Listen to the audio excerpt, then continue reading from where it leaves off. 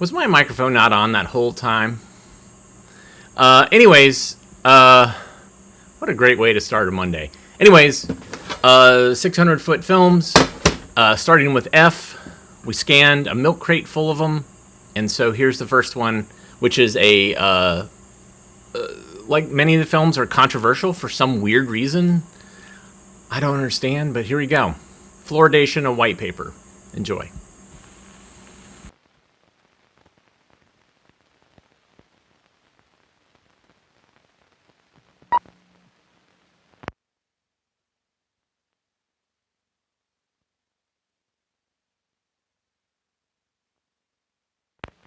This is Bill Hanrahan in Fairfield, Connecticut, a city with a population of 55,000. In 1967, this city voted to fluoridate its public water supplies.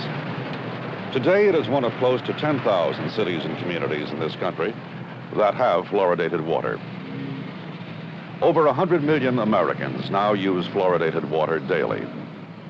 What are the facts on fluoridation today? What are the results of this once controversial effort to improve the health of all our people? Let's take a look at the facts on fluoridation.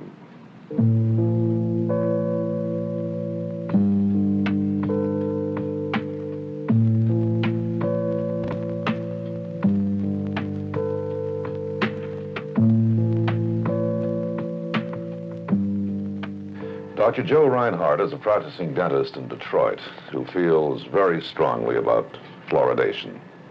Dr. Reinhardt, what have 7 years of fluoridation meant to your patients?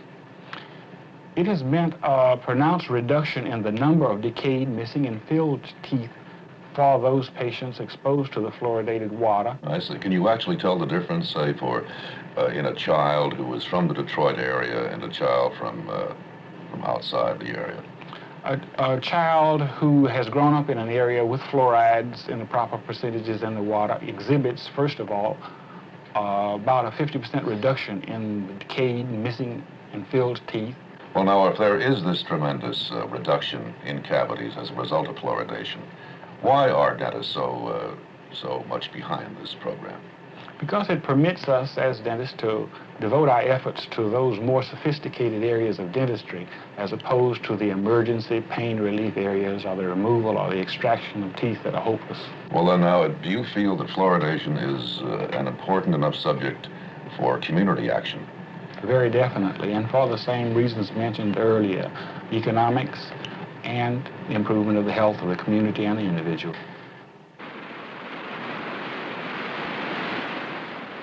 I'm a few miles outside of Denver, Colorado, speaking with Mr. Dean Shosey, a water supply engineer with the Environmental Protection Agency.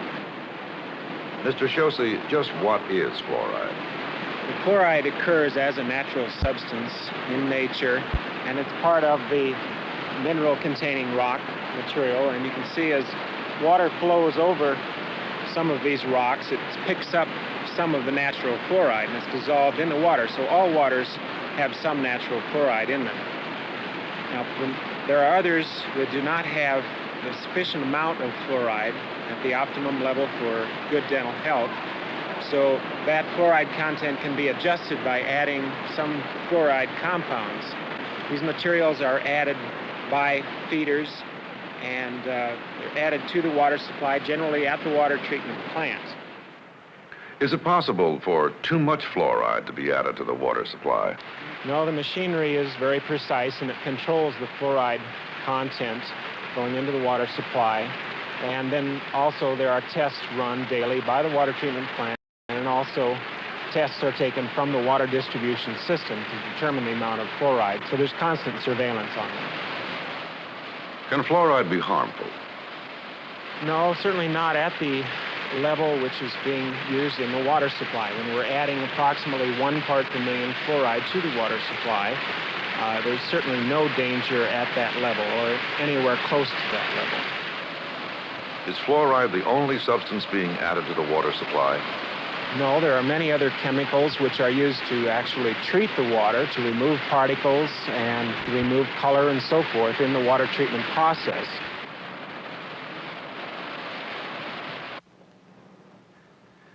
This is a biology laboratory in the University of California at San Francisco.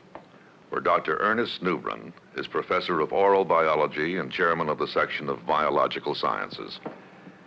Dr. Newbron, can you tell us exactly how fluoridation works? Well, fluoride works in reducing tooth decay because teeth are made up of mineral, and fluoride is capable of entering into the mineral part of the body and forming more perfect crystals than we have when there's no fluoride present. Fluoride containing enamel is more resistant to attack by acid formed by bacteria on the tooth surface, and teeth which are formed in the presence of fluoride are more resistant to decay. Why couldn't fluoride be provided through other means besides water? Well, it can, and it is provided by other means besides water.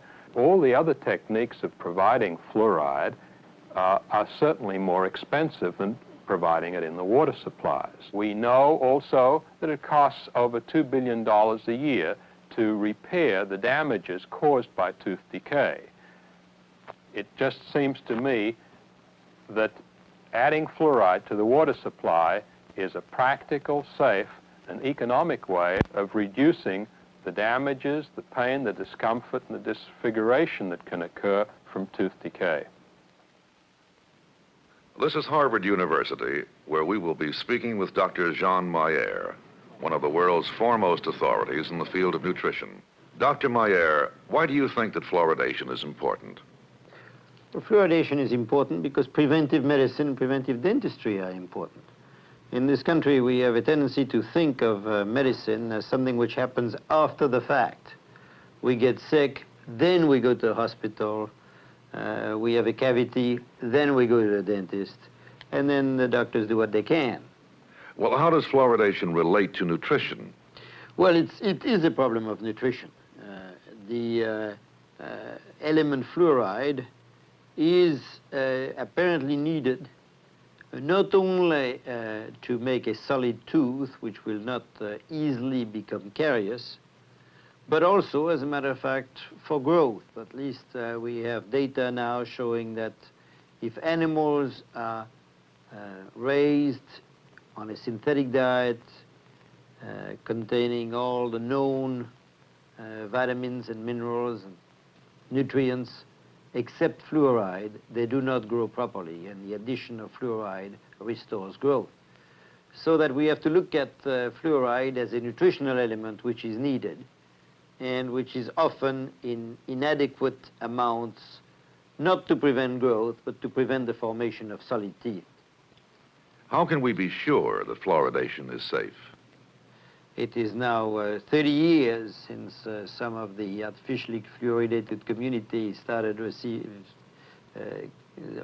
fluoride in their water supply, and those communities have been followed very carefully, and there is no change and no deterioration in the state of health of these communities as a result of fluoridation, just a decrease in the number of caries in children. I'm in the offices of Mr. William Butler, prominent Detroit attorney. Mr. Butler, have any courts decided against fluoridation? This is one of the unusual things about this phase of the law. In almost any other field, you're going to find some decisions which may disagree. You don't usually have a continuity. But I've been able to say successfully that there is no court of last resort in any jurisdiction in this country which has, after a full hearing on the merit, decided against fluoridation. Mr. Butler, do the courts actually look upon fluoridation as a medication? No. Now, you want to realize that most water, in fact, virtually all water, has all manner of minerals in it, and fluoride is probably present in virtually every bit of water that's being consumed in this country. Now, it may not be present in an adequate enough level to become a good public health measure, so that this is merely supplementation of the existing fluoride content. When it is put to a public vote, why does it lose so often? Well, this is one of the sad things about the whole issue of supplementing existing fluoride content of water. The opponents of it have not always been honest. In fact, they play upon emotions. And you know, any time in the political arena, there's very little restraint upon whether you tell the truth or not. And these campaigns are very frequently put on in such a way as to actually frighten people. But in those communities where the people have really sought enlightenment and listened to both sides of the issues, and the proponents of supplementing the existing fluoride have had an opportunity to be heard, you've had success. Dr. Charles Gish is Indiana's state dental director and is also associate professor at Indiana University School of Dentistry. Dr. Gish, as a public health dentist, what are your feelings concerning the safety of fluoridation? Well, actually, in regard to the State Health Department, our first responsibility is to determine that any measure is beneficial to people and not harmful. We're in an area here where we have a medical center. We have physicians, dentists, pathologists, research people, and toxicologists who work with fluorides and do research in the area of fluorides.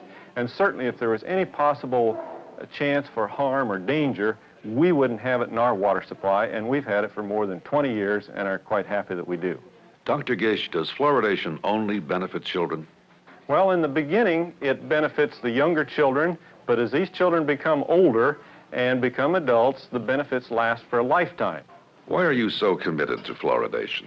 Well, I think because we've had the opportunity of here in the clinic with children, out in school systems with many surveys across the state and the country, in actually looking at children in fluoride and non-fluoride areas. And in every case, and we've examined hundreds of thousands of children, and in every case, they've had more than a 50% reduction in tooth decay.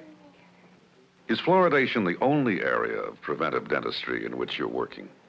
Certainly not. There are many things that we do in the area of dental health every day throughout the state and communities across the country. And for example, here is a mobile dental unit. And this is out in one of the schools, and it's been there all summer, treating migrant children. And I think there's some important things to remember here in regard to a program like this, which we see and come back to the point that we have to recommend fluoridation. For example, this unit is an expensive unit. When we start treating the boys and girls here, it involves a lot of dental personnel and time, and it really becomes expensive when you compare it to something like fluoridation, where we put fluoride in the water supply. It's by far the cheapest method. We can reach large numbers of children, and it reaches all children. What does it all add up to? Well, let's look at it this way. This little girl is one of 100 million persons in this country using fluoridated water daily. What can she look forward to in the way of dental health? She will have up to 65% fewer cavities than a child living in a community without fluoridated water. She will lose no teeth because of decay. And as an adult, she will continue to have fewer cavities. The amount of money spent for her dental care will be far below that spent for a person who has not used fluoridated water. Lastly, and perhaps most importantly, she will be spared much of the pain and discomfort that often accompany tooth decay. The history of our quest for health and self-improvement is as old as humanity itself. In this century alone, we have witnessed great achievements in technology, in education, in nutrition, and in health care, where fluoridation can afford the basis for improving the dental health of our entire population. This has been Bill Hanrahan with a report on fluoridation.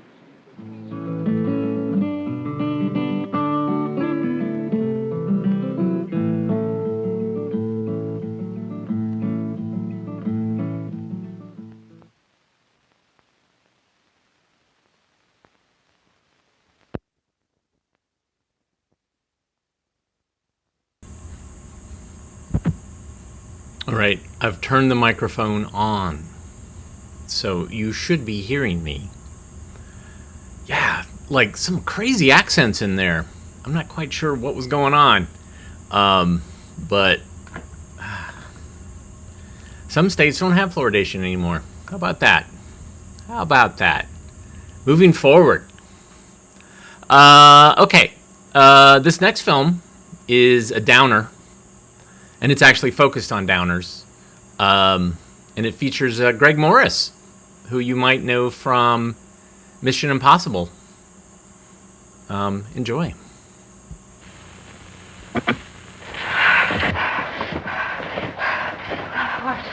Please, just relax, sweetheart. sweetheart, I called here, and they're on their way. What's wrong? Tell me what's wrong. Connie, don't you know it's Mother? Honey, don't do that. Just try and be still. What happened to you? Maybe I can help you. Connie, they'll be here. Sweetheart, don't do that. Don't do that. Please, be calm. Be calm. Please, sweetheart, please. Don't. Connie! Please, Connie. Don't. Connie! Connie, you're all right. You're going to be all right. You'll see. You're going to be all right. What happened? Come in over here. Here she is. Come over here. Come in here. Here she is. What's the matter? And I don't know what's wrong with her. I don't know, and she's... That's all. That's all. I don't know anything else. What do you think's wrong? What happened to her? She fell off the couch. Well, you made her way. Call the doctor. I don't know why you have to take her over. Are you sure she's going to be all right? Okay. Sure? Yeah, she's getting enough on. Okay. How Doing much better. They're away. What do you think is Take her to the wrong? hospital. Are you her mother? Yes, I'm her mother. Okay, What do you come think along. is wrong with her? Well, why are you taking her? What do you think is wrong? Well, why don't you pull the switch over here? Can't you tell me what's wrong? Don't you know what's wrong? Well, I don't understand why you have oxygen.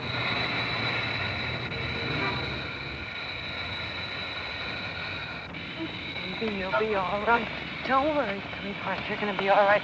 They're going to take you in, and everything's going to be all right. They're going to take good care of you now. Nothing more. They're going to put you in. Don't worry, baby. They'll take care of you. We're all right. Don't worry. You're going to be all right. You're all right, sweetheart. Don't worry. You're going to be all right.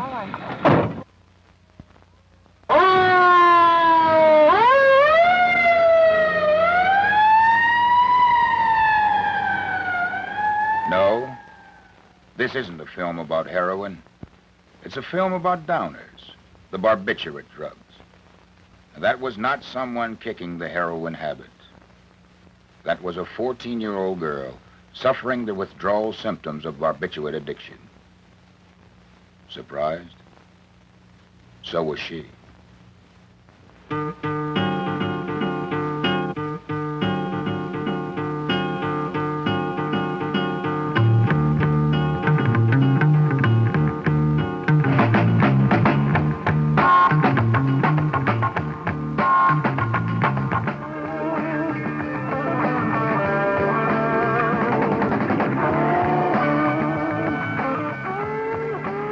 This girl is addicted to barbiturates. She's been taking downers for only 4 weeks. Before she came to this party, she took 4 secanols, or as some people know them, Reds, a very strong sedative.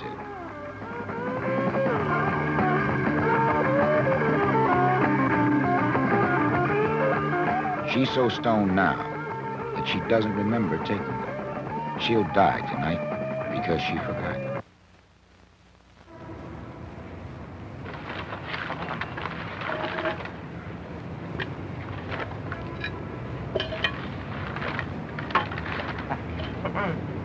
Before leaving this morning, this boy took 3 rainbows, 2 in all capsules. He doesn't know that drinking and barbiturates will lead to death for him tonight. This girl is on her way to her girlfriend's house. She took a few yellows, Nembutol capsules, before she left her house.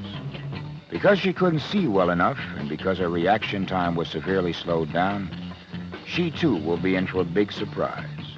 Her very last big surprise. Because she will also die tonight.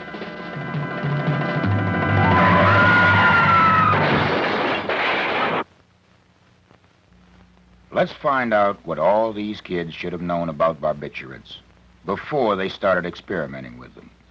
Through radio, television, and newspaper advertising.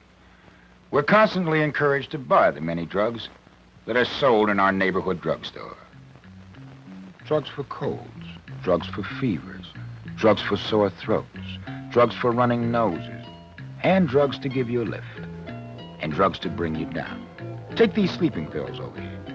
The same kind your mother and father may take occasionally to get to sleep after a nervous day at home or at the office. They're right out on the counter. within easy reach of everyone. So that means that they're pretty safe, right? Right. Because they do not contain any of the barbiturate drug. All barbiturates must be dispensed by a licensed pharmacist. It's his job to see to it that no one is given any barbiturates without a doctor's prescription. All barbiturates are considered dangerous and may only be prescribed and taken under the supervision of a qualified doctor, which is why they're called dangerous drugs. This is one of those dangerous barbiturates, Seconal, Reds. And this is another, Tuinol, Rainbows. And this is another, Nembutol, Yellows. Yellows, reds, rainbows. Pretty colors. But these three drugs make up the majority of barbiturates being abused in this country. In the past, when they were prescribed by a doctor, they were used to treat high blood pressure, epilepsy, and some forms of mental illness. Today, they're mostly prescribed for people with insomnia who can't fall asleep at night. We went to the Los Angeles Free Clinic to find out how experimentation with these barbiturates leads to addiction, and talked to Dr. Ron Citronbaum. We see about 600 patients a week here at the Free Clinic, so I am only too aware of the growing number of teenagers becoming addicted to barbiturate medications. The amazing thing is that barbiturate addiction can take place in just a few weeks. During that time, the body develops a tolerance, sort of a partial immunity to the drug. The user must take more and more to get the same effect. Eventually, he may be taking 10 or 20 times that amount, the normal amount, and still need more. At that point, his body is physically dependent on the medication. If the barbiturate addict decides to stop taking the pills, he will go through a very serious and dangerous withdrawal. This is characterized by nauseousness, vomiting, muscle cramps, delirium, and convulsions similar to epileptic fits. Many barbiturate addicts going through withdrawal will die unless immediately hospitalized. This is why withdrawal from barbiturates should take place over a period of weeks, with gradually reduced dosages and always under medical supervision. Of course, no one plans to become addicted to barbiturates, but even teenagers who know that they're extremely addicting use them. Why? Let's find out from a psychologist who works with young people and is familiar with their problems. Her name, Dr. Patricia Keith Spiegel. There are many reasons why young people become involved with barbiturates. For instance, some teenagers don't do as well as they should in school. Many feel they'd rather not go there at all and are unwilling or unable to see school as anything other than a very boring waste of time. The answers are all backwards. You're confused? It's just terrible. You may not even be able to be a member of this household if you continue to act like that. Oh, Mother! Others are often depressed because they quarrel with their parents so frequently. They feel that their parents just don't listen to what they have to say, and that when they do, they don't care either. Many youngsters feel that there is just no way out of the barrio or ghetto slum, that this is all they have to look forward to for the rest of their lives. They feel defeated and beaten in a world that doesn't seem to care about their needs and problems as minority citizens. On the other hand, there are the well-to-do kids who've had everything they've ever wanted handed to them by their parents, but for some reason are anxious and uptight and not able to get along with friends and people their own age. Even in this group, there is still a percentage of kids who take barbiturates just to relax and turn off the world. If you have the slightest feeling that you could be, or are beginning to rely on the barbiturate drugs to avoid feeling tense, worried, anxious, or helpless, then you are in danger of becoming dependent upon or addicted to barbiturates. The thing to remember is that there hasn't been a drug invented that can actually solve problems. Well, I tried to tell you, but you just never listen. If you think your parents don't understand what you're trying to tell them, then maybe you'd better keep trying. Because it's a cinch that any gap in communication or understanding there already is will only be widened by taking drugs. The difference between living the rest of your life like this, without hope, without a future, and living like this, no matter what minority group you belong to in our rapidly changing times, is the result of an education, something you get from school, not from drugs. And here's something else to consider. I've noticed that people who are hung up on barbiturate drugs don't really have that much fun after all. In most cases, they're so doped up that they normally can't get into the things that their straight friends are into.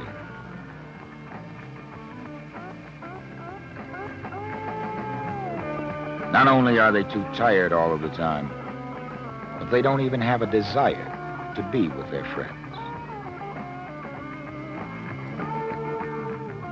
This leads to a dull, lonely existence, where the only thing they really want to do is get stoned, because their getting stoned is eventually all they can do to hold off the withdrawal symptoms. This, of course, continues to make their lives even more dull and uninteresting. What's really needed to change things is your involvement. Everybody has personal problems, and everybody has to solve them in their own way. But copping out on drugs is not the way you solve problems. It's only a way of avoiding them, temporarily. And the more problems you avoid and don't solve when you're young, the more problems you'll have to solve when you're an adult. So even if you don't die from an overdose, even if you don't die because you mixed alcohol with barbiturates, even if you don't die from the withdrawal convulsions, the most you can expect from your experimentation with downers is to return right back to the same problems that you found too unpleasant to face before. Also, can you be sure that you're not becoming the kind of person who is constantly running away from your problems? Can you be sure that you'll be able to stop taking downers when you want to, knowing that barbiturate tolerance and dependency develops with just a few weeks? Is it really worth the risk? And for all of you who feel that the world is just too sick to understand or handle and would like to turn it off occasionally with barbiturates, you might want to think about this. You are the generation with the least amount of time left to prepare yourselves to make this a better world for all. Becoming addicted to barbiturates is not the answer to the problems facing all of us, young and old. The pusher gets money by selling barbiturates. What do you get?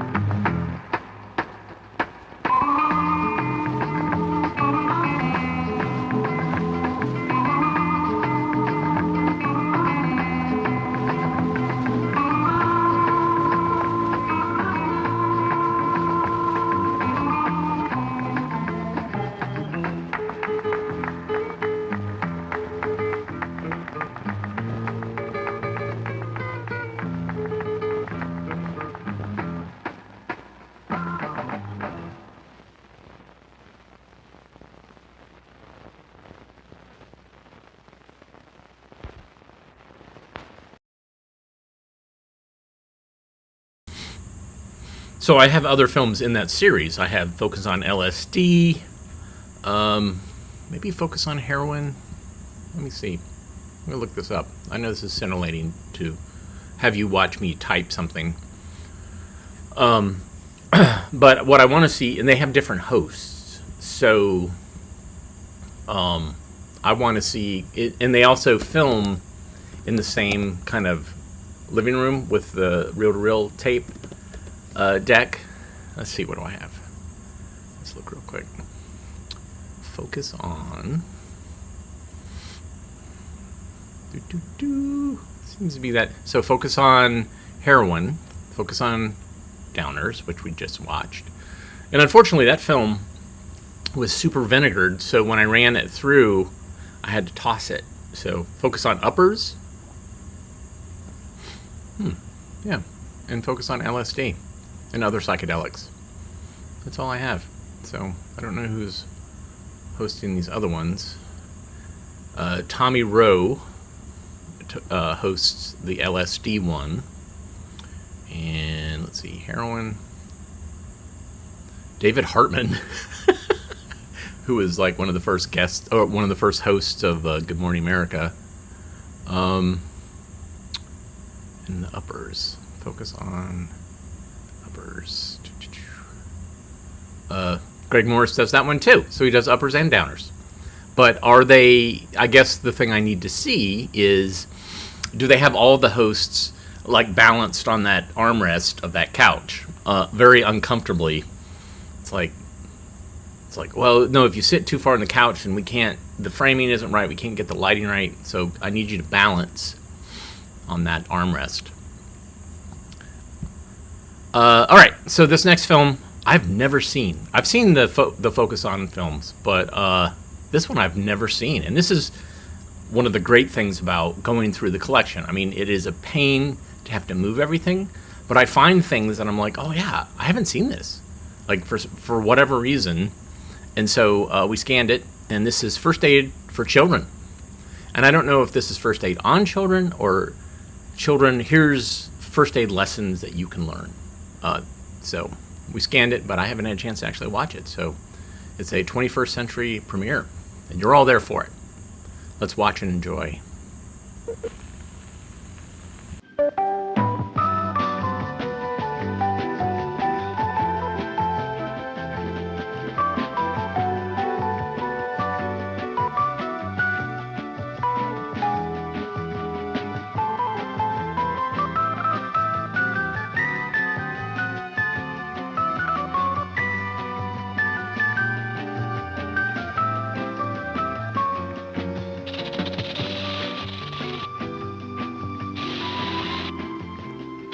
Most of the danger of snakebite is made up in myths and misconceptions. About half of the bites from venomous snakes contain no poison. The body will isolate the venom within 30 minutes, and the area will swell and develop blood blisters. First aid for snake bites follows 4 basic steps. First, and most important, never let the victim stand up or move for the first 30 minutes. Second, put on a light tourniquet, not heavy. Third is to make an incision and suck out the venom. The incision can be made by a piece of glass or other sharp instrument. The incision is made only skin deep and just 1/4 of an inch on each side of the fang mark. Fourth is to suck out the venom. There is no danger to you, and you'll know if you've got it because it tastes terrible. During that first 30-minute period, if the victim moves or stands up and walks, the venom will be pumped into the rest of his body. Carry the child. Don't walk him out.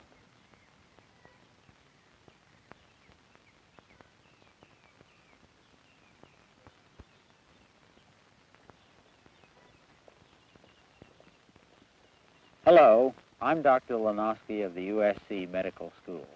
We have developed some practical methods of first aid that can be applied by anyone in the field if they keep their cool. Remember, accidents are the major cause of death of children. Anyone with any medical orientation of any kind can become automatically involved. They should follow a basic procedure. First of all, identify yourself as having some medical training and experience, even if it's only a first aid course, and ask if you can help. I'm a doctor. Can I help here? Yes. Most often, you will get permission to take charge. Secondly, you must protect your own position. Often, people rendering first aid are themselves placed in jeopardy and hurt while helping another. Station someone to direct traffic and keep the curious away.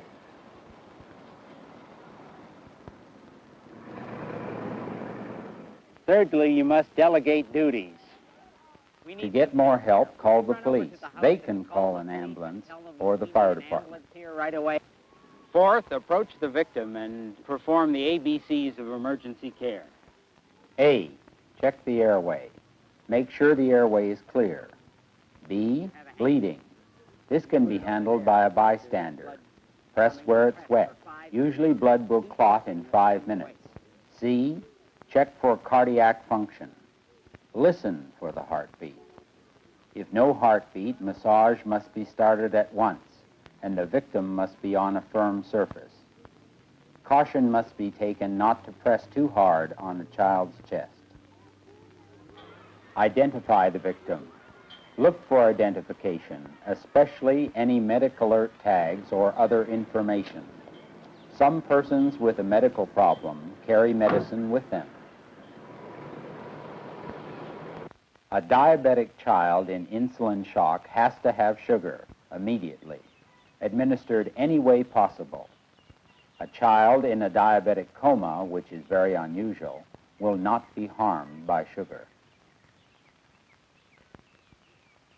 Convulsions in a small child are caused by many reasons. In general, a convulsion is the result of runaway brain activity. The symptoms are the strong muscles contract and the child collapses and twitches. The diaphragm goes into spasm, so effective breathing stops and the child turns blue. Often the bowels and bladder are emptied. A convulsion is a very devastating thing and needs to be stopped, so that brain damage will not result from a lack of breathing.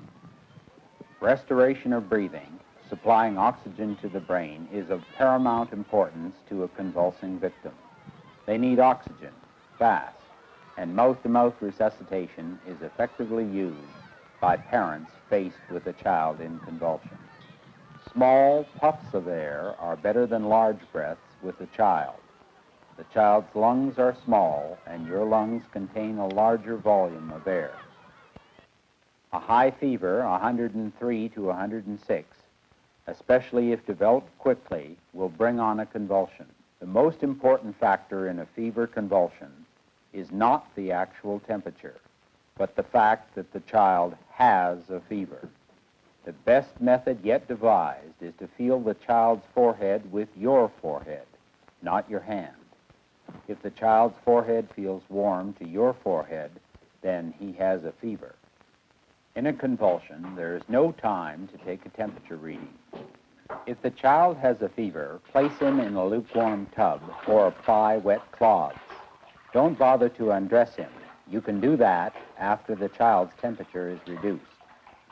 Small children have difficulty controlling their body temperature and are therefore more susceptible to convulsions. Accidental poisoning is one of the major health hazards in this country today. In Los Angeles, there are approximately 17,000 accidental poisonings of children under the age of 5 each year. The average home contains up to 36 lethal items that can poison children. One of the critical factors in accidental poisoning of children is the identification of the poison. The other is the rapid transport of the child to a medical facility where they can receive care. Take the material the child has eaten along with the patient to the hospital. My daughter's taken pills. She's been poisoned. Please send a cruiser at once. Yes. There are thousands of hazardous plants that children may eat, and the hospital must know what the child has eaten in order to provide proper care. Whatever the child eats, a plant, chemical, or a medicine, the plant, container, and label, if any, must be brought along to the hospital so it can be identified. The police are the easiest people to call for a poison victim, and they have the quickest possible way to transport the victim to the hospital. However, any vehicle can be used. The poisoned child does need to get to the hospital the fastest possible way. Animal bites are most frequently provoked by the child, and bites could be prevented by educating the child not to poke his finger or face at a strange animal, and never bother his pet while it's eating. Dogs will snap if provoked. Dog bites are very common with children because of this provocation tendency. Bites through clothing are considered less dangerous than bites directly on open skin, because the clothing absorbs the saliva.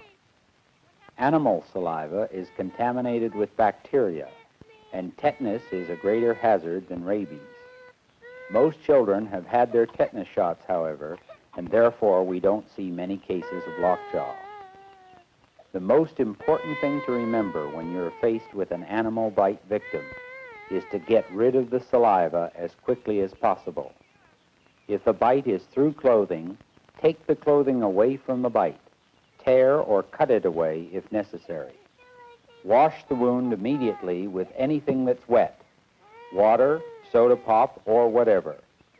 Scientific tests have shown that 97% of serious contamination by saliva can be washed away if done immediately after the child is bitten.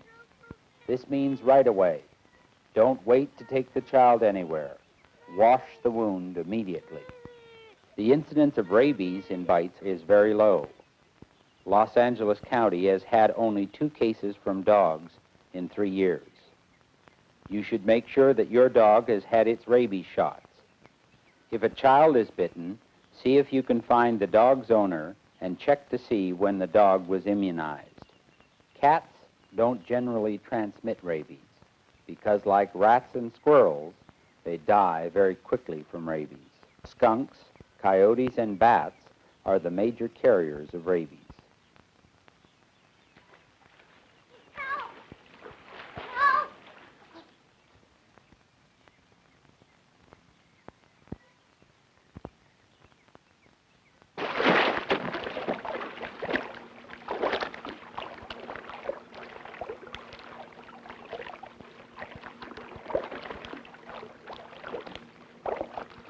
The very first thing to do when faced with a drowning victim is to clear the airway. Mouth-to-mouth resuscitation should be done carefully. A child's lungs are small and need small puffs of air, not large breaths. An adult blowing heavily into a small child's mouth can explode the child's lungs or fill the stomach with air. The medically trained person must immediately check for a rhythmic heartbeat. Very commonly, a drowning victim suffers slowing or stoppage of the heart. If this happens, rhythmic heart massage must be started at once. There is no effective method of removing water from the lungs, and time should not be wasted in trying to do so. A very common time for asthma attacks in children is the spring through early summer, due to grasses, weeds, and other pollen-producing greenery. In the dry southwest, asthma attacks are complicated in the fall by dust from desert areas. In the small child, an asthma attack is composed of 2 factors: the narrow airways of the lungs constricting and heavy mucus concentrations which cause plugging in these small lung passages. Subsequently, the child feels like he is choking and cannot breathe properly. Adrenaline is automatically secreted by the child's body, and this eases the constriction of the passageways. The mucus plugs remain, however, and can be loosened only by moisture.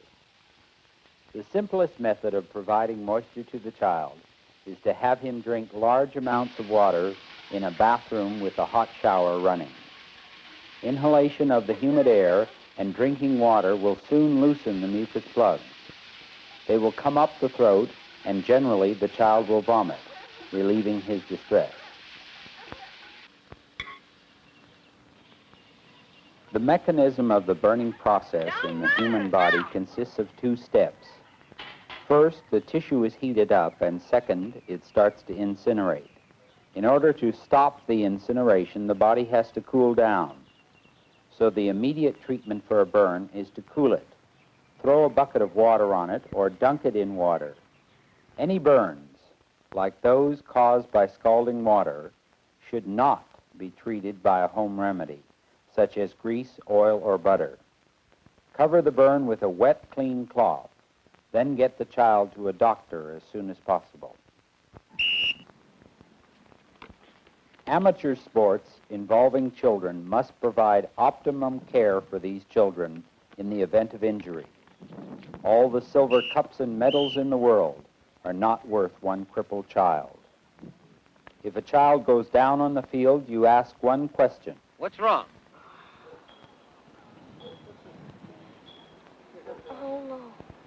If the child can't answer or is confused, he has a head injury and possibly a neck injury. He has to be carried off the field on a stretcher with a neck support and get him to a hospital rapidly. The best possible medical care is important for this child. If a child has an arm injury, he can be permitted to walk, but he must be helped. It is entirely possible he can faint and fall down and hurt himself. An injured child should never be patched up and sent back into a game to help win a trophy. The child's bones and tissues are much too delicate and can suffer permanent damage if not taken care of immediately. The child who is shaken up must be carefully evaluated by these guidelines. The child who swears at you, has any kind of personality change, may have a head injury. Nausea, seeing double, numbness anywhere, tells you to keep the child out of the game and get him to competent medical attention. There is a great tendency to say the game must go on, but a child's health is too large a price to pay for the honor of having a championship.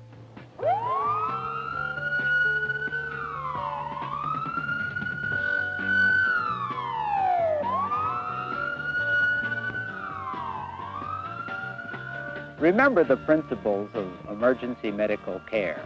Identify yourself and offer help. Protect your position. Delegate duties. Apply the ABCs. A, check the airway. B, check for bleeding. C, check for cardiac function or circulation. Almost anyone can handle any emergency situation if they follow these key points and keep their cool. Good luck.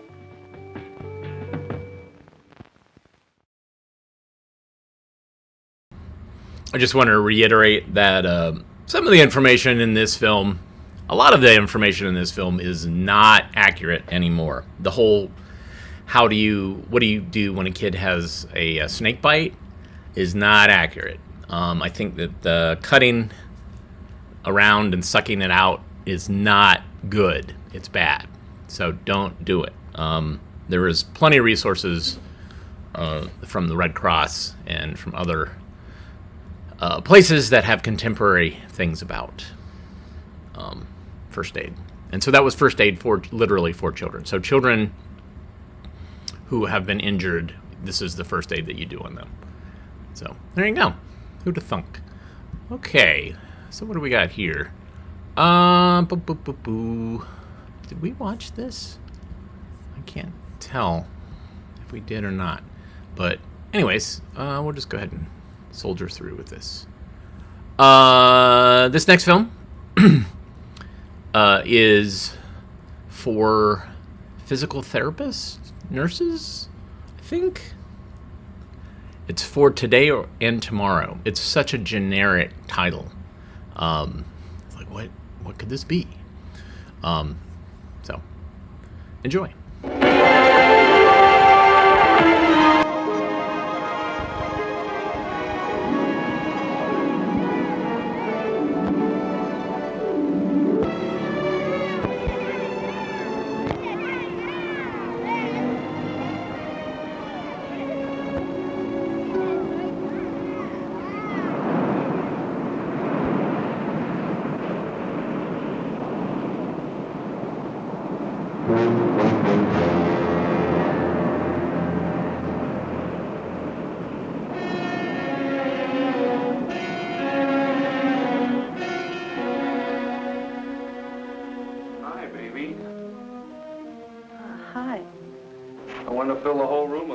But you know how it is with a starving law student. It's lovely, Phil. Thank you. Yeah, I really feel bad about this. Frighten insisted on dragging him to the beach. Oh, don't talk that way, Phil. It's really my fault. It's just that I'm so clumsy. Clumsy? You're a better athlete than I am. I'm certainly glad to hear that. Oh, hi. I was just... Oh, I didn't mean to sneak up on you. I'm Miss St. James, your physical therapist. Oh, hi. A physical therapist? What do you do? I wish I had a nickel for every time I've been asked that question. Phil, a physical therapist is like a specialist in exercise and things like that. Oh, there's a lot more to it than that. Let's see, fractured femur, cervical sprain, and multiple contusions. You'll have a chance to learn a lot about it. It sounds like it's going to get a little rough. I think I'll check out. Are you going to come back tomorrow? Oh, sure. I'll see if I can dig up enough money to buy you another rose. Great. Bye-bye. Bye. Hey, seriously, what do you do? You mean, what am I going to do to you, don't you? Yeah. Well, your doctor has asked me to evaluate your needs and begin treatment. Do you work with my doctor? Yes. We're both a part of the health team. Great, teamwork. Well, it'll take both of us to get you back to your surfboard. Oh, I don't know about that, but I guess I can see what you mean. I'll probably need lots of exercise, huh? Right. But first I want to do a test to determine how much your injury has affected your ability to use your arms and legs. And then we have to consider the amount of pain you're having and do what we can to lessen it. Great. When can I start walking again? We have to get you out of bed first. Now, your doctor says you can walk with crutches as soon as your arms are able to support your weight. Oh, this is really getting complicated. I thought all they did was give you a pill and tell you to get plenty of rest. That sort of thinking went out with the horse and buggy. Today, the emphasis is on early mobilization. Mobilization? Sounds like a war. Why not? That's where physical therapy really started. Do you know it wasn't until the First World War, when the wounded had to get out of bed and back to the battlefield, that any real thought was given to physical rehabilitation? You might say physical therapy was born on the battlefield. Well, where will we start? After we finish this muscle test, we'll treat you at the bedside for a day or two, and then you'll have to go to the physical therapy department. Now, let's measure your range of motion. Okay. Does this hurt your arm any? A little. Okay, now, I'm going to support your weight on my arm, and I want you to move it. Up. Okay? And back. Okay, now let's move your arm away from your side. Hold it. Now, don't let me push it in. Okay, relax. Now bring it back to your side.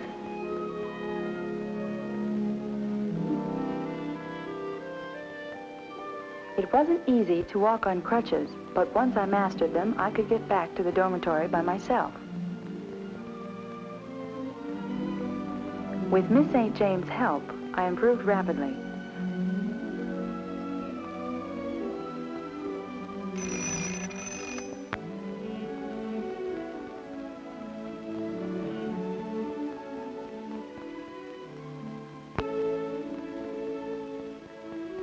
This part of the treatment involved the use of moist hot packs on my neck and shoulders, and I must admit they felt good.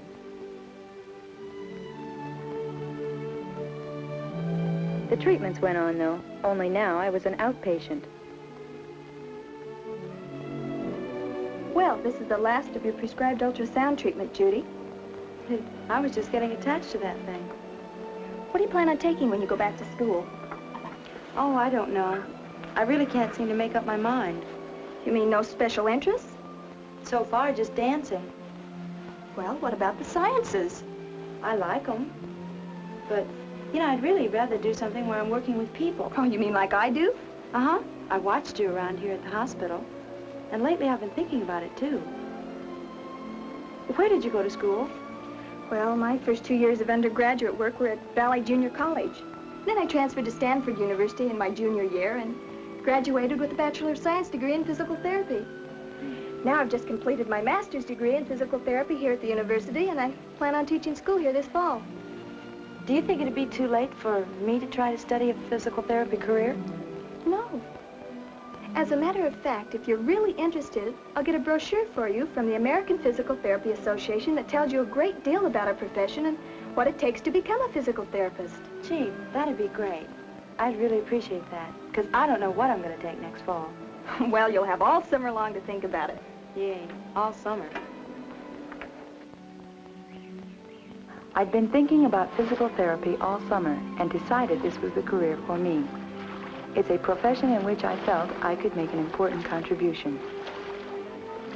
Many universities and professional sports teams have physical therapists directing their training staffs. Summer passed quickly. It felt great to be well again and back on the tennis courts with Phil. Phil had already been accepted into Harvard Law School, and I spent a lot of time thinking about myself and the career I would follow. But it wasn't until late August that I made up my mind about what I wanted to do. There was a special physical therapy counseling session at the university that afternoon, and I asked Phil to drive me over. There were several people at the session who had already graduated with baccalaureate degrees and were just starting on a certificate program to become physical therapists. Others were returning for their master's degrees. The counselor had a transcript of my grades. He pointed out that a course of study would have been easier had I started in high school to prepare myself for physical therapy.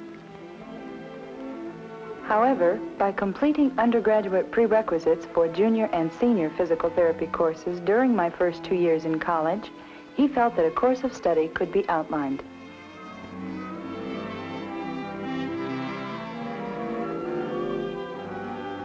I already knew that a good physical therapist must have a wide range of interests, that the more varied my own abilities, the better I could help others. Of the 125 units of undergraduate work required, a minimum of 12 units in biological sciences were needed, with at least one course in physiology and anatomy. I had to have 8 units in the physical sciences, either physics or chemistry, and 12 units in psychology. Additional courses in the social sciences, such as psychology or sociology, were strongly recommended. Physical therapists work with people, not with test tubes. Hello. Hi. Hi. I guess we're early, huh? I guess.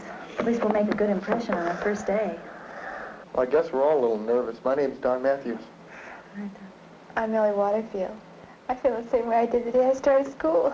Why, so do I. My name's Judy Davis. Well, why did you decide to study physical therapy? Well, a physical therapist came to our school and spoke at our career day, and that's when I decided I really wanted to get into it. Mm-hmm. Well, I had physical therapy for quite a while when I was little. You see, I had polio. And I don't know, everyone helped me so much that I just hope that I can help someone. Well, you look great now. Oh, thank you. I was just one of the lucky ones. Thank goodness polio is on the run. There's still an awful lot to do. That's true.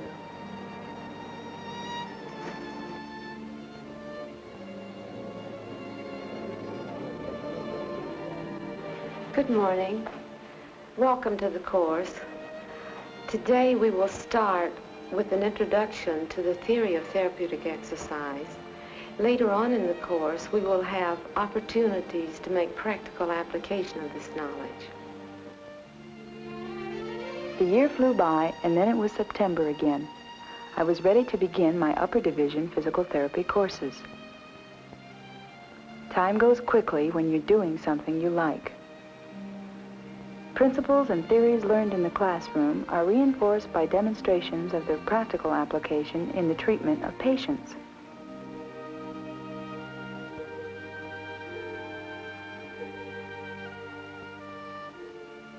No one can appreciate how a person fully immobilized by long leg braces and on crutches feels when he loses his balance and falls.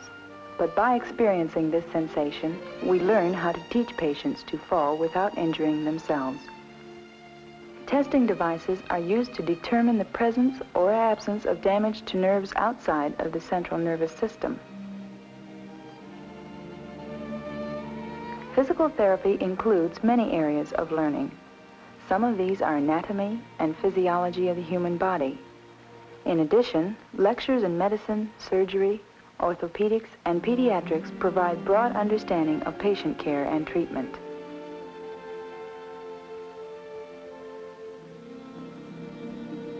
Following completion of the academic courses, we began the most exciting phase of the program, clinical education. During these internships, we worked in physical therapy clinics, and with the assistance and guidance of clinical teachers, were able to begin actual patient treatment. In combating birth defects alone, physical therapy has helped thousands who were once doomed to spend their lives as hopeless invalids.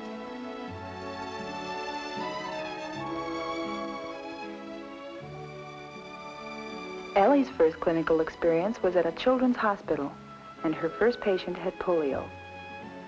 Pool therapy uses the principle of buoyancy to assist weak muscles in accomplishing desired motions. Ellie's own polio background helped her do especially well with this youngster. Clinical education is diversified to give a broad cross-section of experience with all the phases of the patient's needs.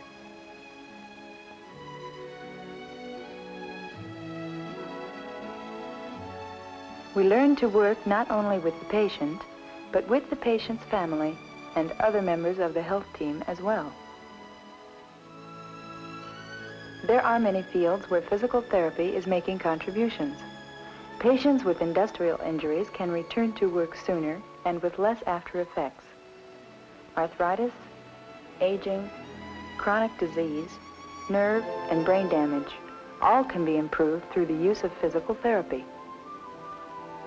Other patients are given special vocational rehabilitation, counseling, and training to assist them in adjusting to their work or in training toward a new vocation.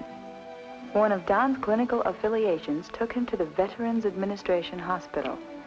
Of course, all of us are given training in administrative duties and responsibilities, but with Don's eventual goal of having a private practice in physical therapy, these subjects were of particular interest. Upon completion of our clinical education, we graduated with a baccalaureate degree and, more important, as professional physical therapists. Aren't you excited? I packed my bags 10 times since the mail came this morning. So great. Hey, but you're not going to leave until after the party tomorrow. I mean, well, Phil's coming in, and I did want you to meet him. Oh, I can stay for that. Oh, But great. where's your letter? Oh, I haven't heard anything yet. May an instructor post a letter? Of course, Miss St. James. Oh, Miss St. James! Oh, great. The USS Hope. Well, you go all over the world. And I'm taking my profession right along with me. Can I sneak a word in here? Oh, Don, Miss St. James is going to spend a whole year on the USS Hope. That's really great. Hey, Don, looks like your commission came through. Yeah, I'm being assigned to the Letterman General Hospital, Where's that? San Francisco. I had applied for a position here at the University Hospital, but I still hadn't received my letter of acceptance, and I began to lose hope. Our graduation party was a great success.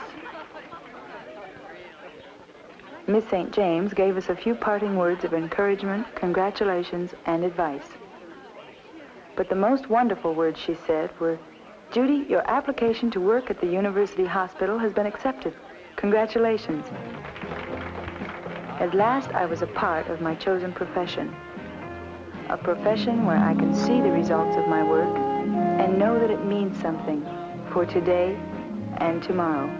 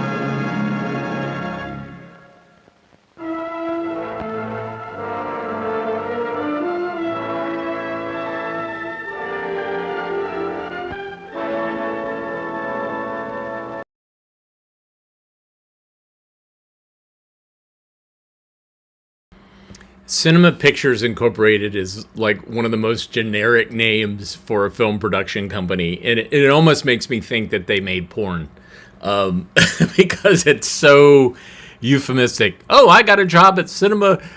I'm going to be in a film with Cinema Pictures Incorporated, and they're based in Hollywood. I'm going to be a Hollywood starlet.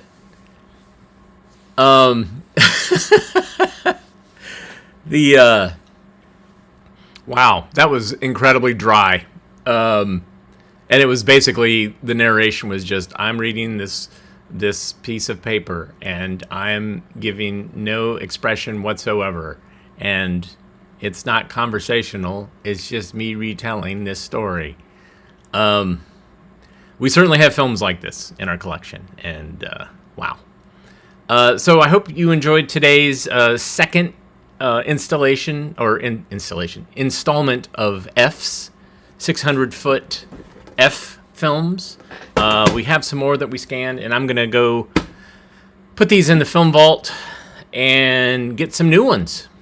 And we'll scan some more stuff, and we'll just keep going. Maybe more F's, maybe some G's. I don't know. I really have no idea. But I do know that I appreciate you guys being there and showing films to you. Nathan, thank you for the donation via the Super Thanks button.